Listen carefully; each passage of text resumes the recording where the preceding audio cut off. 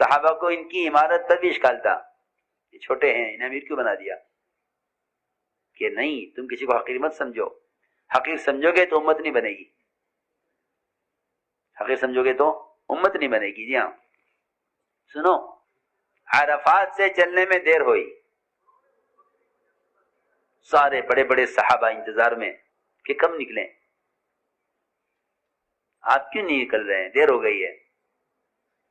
سارے صحابہ بڑے بڑے انصار و مہاجرین سب انتظار میں، پورا قافلہ آپ کا حج کا۔ عرفات سے چلنے میں دیر ہوئی، کافی دیر کے بعد حضرت اسامہ آئے، پوچھا گیا کیوں دیر ہوئی؟ کہ حضرت اسامہ کا انتظار ہو رہا تھا۔ تو اہل یمن نے یہ کہا کہ اس کالے اجنبی آدمی کی وجہ سے پورے قافلے کو کیوں روکا گیا؟ چنانچہ روایت میں ہے کہ اہل یمن کے مرتد ہونے کی وجہ یہ ہوئی کہ انہوں نے حضرت اسامہ کا انتظار کرنے کو حقیر سمجھا۔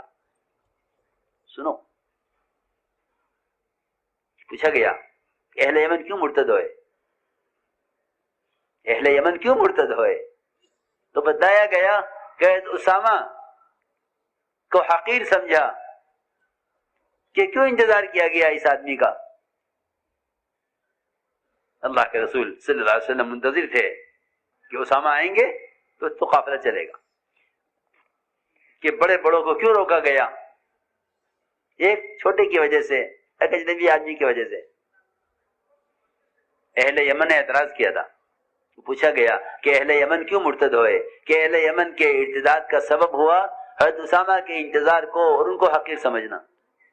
امام علی اصح فرماتے تھے کہ ہر مسلمان کو عظمت کی نگاہ سے دیکھنے کی مشق کرو، ہر مسلمان کو عظمت کی نگاہ سے دیکھنے کی مشق کرو، کیونکہ ایک مسلمان کا مقام بیت اللہ سے اونچا ہے۔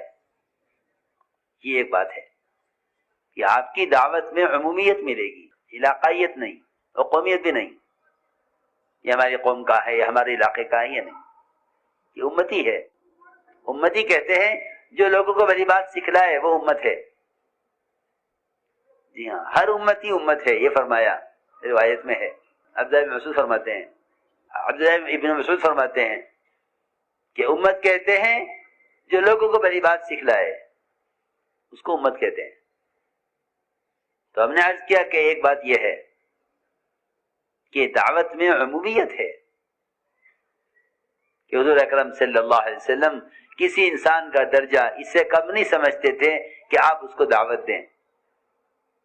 دوسری بات یہ ہے کہ اس دعوت کے کام کو مزاج نبوت پر لاؤ۔ تاجر کا ایک مزاج ہوتا ہے، حاکم کا ایک مزاج ہوتا ہے کہ نہیں، اس کام کو لاؤ نبوت کے مزاج پر، کہ نبوت کے مزاج میں وسعت ہے، تنگی سے امت نہیں بنتی، تنگی سے فرقے بنتے ہیں، اس لیے نبی کے مزاج میں وسعت ہے، کہ نبی کے مزاج میں وسعت ہے، کہ ایسی وسعت ہے کہ دشمن بھی یہاں آنا چاہتے ہیں۔ ہاں، آپ کی وسعت قلبی، کہ آپ کی وسعت قلبی یہ ہے کہ آپ ستانے والوں پر احسان کرتے، ستانے والوں پر احسان، جی ہاں، ستانے والوں پر احسان، ستانے والوں پر احسان کرتے، یہ بہت بڑی بات ہے۔ اس زمانے میں لوگ احسان کرتے ہیں احسان کرنے والوں پر، آپ کی سنت میں یہ ملے گا کہ آپ احسان کرتے تھے ستانے والوں پر، احسان کرتے ستانے والوں پر۔ آپ کے ساتھ زیادتی کی جاتی تھی، آپ کے ساتھ زیادتی کی جاتی تھی آپ کے نبی ہونے کو جاننے کے لیے کہ نبی ہیں یا نہیں۔ جی ہاں، جانچ، لوگ آپ کی جانچ کرتے تھے۔ داعی کو پہچانا جاتا ہے، نبی کو پہچانا جاتا ہے دو طرح سے، کہ ایک تو ان کو پہچانا، ان کا امتحان ہوگا لالچ میں، سنو کہ یہ لالچی تو نہیں ہے، کیونکہ دو چیزیں ہیں جو آدمی کو حق سے ہٹا دیتی ہیں، ایک لالچ اور دوسرے خوف۔ یہ دو چیزیں یہ دو چیزیں سخت امتحان کی ہوتی ہیں، لالچ اور خوف. اور نبی کو دونوں چیزیں پیش کی گئی، خوف بھی دلایا گیا اور لالچ بھی. روایت میں ہے نا کہ آپ یہ کام چھوڑ دیجئے، ہم آپ کو اپنا سردار بنا لیں گے اور جس 10 لڑکیوں سے آپ کی شادی کر دیں آپ چھانٹ لیجئے، جو اتنی خوبصورت لڑکیاں ہیں آپ چھانٹ لیجئے، ہم آپ کی 10 شادیاں کر دیں گے. سنو، اور آپ سب سے زیادہ مالدار آپ کو بنا دیں گے. یہ تو لالچ دیا. آپ یہ دعوت کا کام چھوڑ دیجئے، بس آپ سب سے بڑے مالدار ہوں گے، آپ ہمارے سردار ہوں گے اور 10 شادی ہم آپ کی کر دیں گے. ہاں، یہ کام چھوڑ دیجئے. یہ لالچ دیا.